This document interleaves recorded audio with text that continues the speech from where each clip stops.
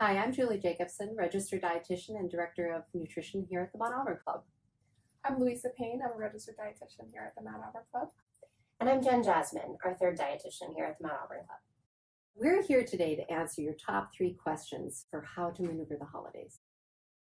So Jen, we've been getting a lot of questions from email and Facebook and whatnot. But one of the questions that keeps coming up for a lot of our members is, how do I maneuver all the events of the holidays, particularly how do I maneuver a buffet?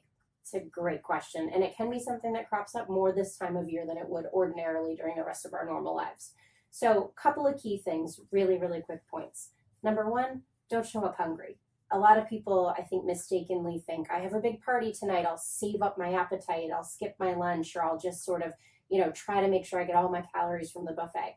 That's the worst possible idea. You won't make great decisions when you're hungry. So go about your normal day, have a regular breakfast, a regular lunch, snacks, and even dinner if the buffet's really late at night. Then you want to arrive for the buffet and kind of scan the situation before you start putting things on your plate. Look for items like crudité and fresh vegetables and salads and protein sources. Putting those on your plate first will leave a little bit less room for some of the more tempting stuff. And then also, don't forget that really common items like cheese and crackers could be a part of your life every single day.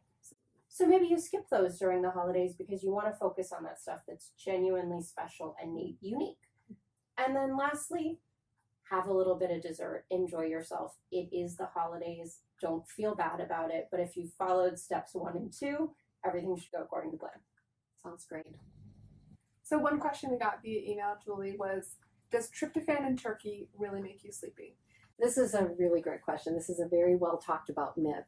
The fact of the matter is that most meats and a lot of other foods actually contain tryptophan. In nuts and cheeses and shellfish, they all contain tryptophan. In fact, ounce per ounce, cheddar cheese has more tryptophan than turkey does.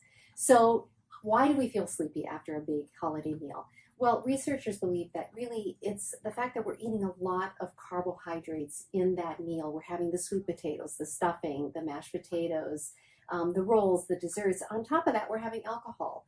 So when we eat a lot of carbohydrate, our body produces insulin to help us get that energy into our cells. But the insulin also takes the most of the amino acids out of the bloodstream and gets it into our body's cells, except for tryptophan. Tryptophan is then able to cross the blood-brain barrier without having the competition of other amino acids. And tryptophan is the precursor to serotonin, which then produces that well-known hormone that produces sleep, melatonin.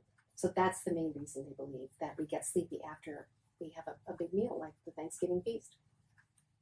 Julie, that was an awesome answer about turkey and tryptophan. I think a lot of people wonder about that.